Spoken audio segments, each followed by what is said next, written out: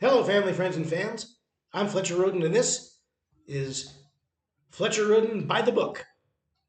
Today we're looking at Last Tango with Marlon, which is available alongside The Trial of Davy Crockett in my book, The Novellas, Volume 1.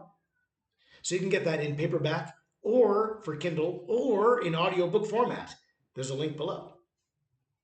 All right, so Last Tango with Marlon. I'd done my first speculative dialogue, The Trial of Davy Crockett, in 2001. Wrote it in 2000, got it out by 2001 or so. Uh, then it took about 8 years before I returned to that format, and I did it with Last Tango with Marlon. So this is about the friendship between Marlon Brando and Wally Cox. Most people know Brando from The Godfather. He played Vito Corleone in The Godfather. He did not play Vito Corleone in The Godfather Part 2. That was Robert De Niro. So Brando, some people know him from Last Tango in Paris, which was made right around the time of Godfather, and some people know him from like Streetcar Named Desire. Uh, Maybe you know him from being an old fat guy in the 1990s making a bunch of terrible movies. So a lot of people know Brando, but they don't know Wally Cox, who was a TV actor mostly, best known for a sitcom in the 50s called Mr. Peepers.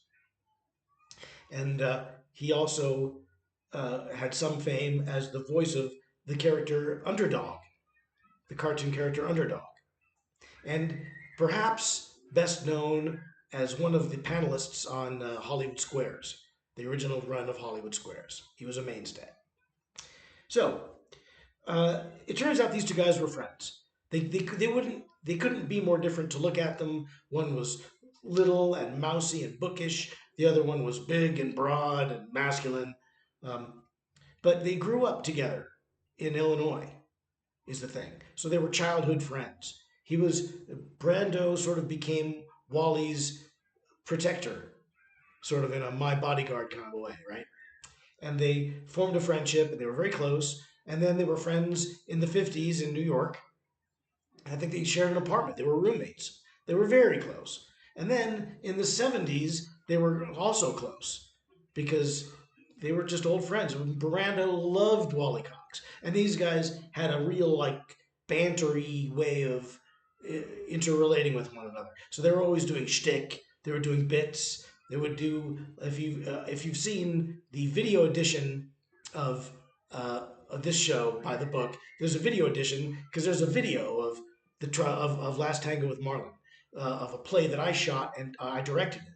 I wrote the play and directed it, and I put out the novella, and then I shot my play over several nights and then edited them together. So if you've seen the video edition or if you've seen my roundup of it on this show, then you'll know these guys did like football games or wrestling matches or sword fights, trivia contests. They were really just they were like a walking, talking vaudeville show. And so I often thought, wouldn't it be funny if they had ever gone to Vegas and done like a Martin and Lewis kind of a deal? Which of course they didn't.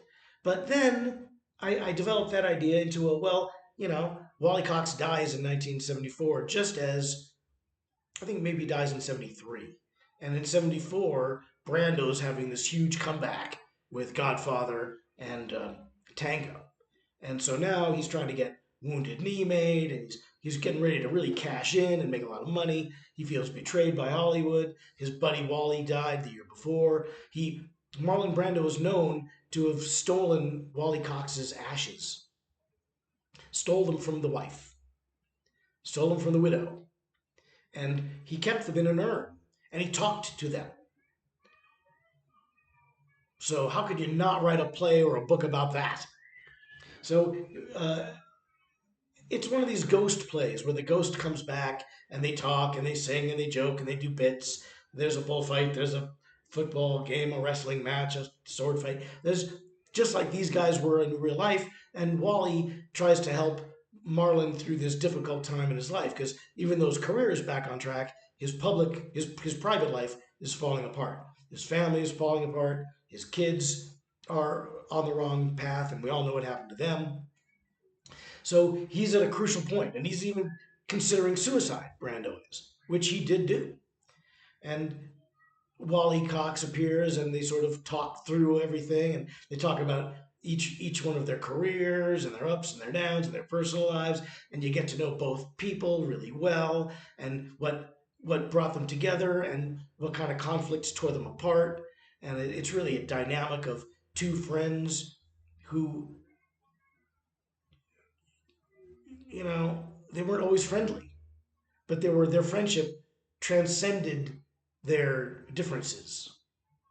That which they shared was greater than that which differentiated them. But it's really more than that too. It's a story about how we deal with our kids, mostly. What it comes down to is, how do you express yourself? How do you love? It's not enough to love. You have to you have to show love.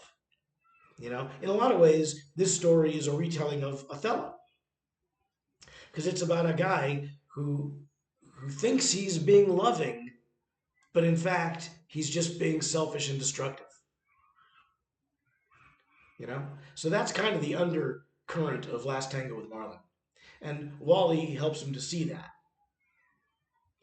as sort of a vision or an angel or whatever like that. So that's Last Tango with Marlon. It's one of the things of which I am most proud. It is one of the things for which I have my best reviews.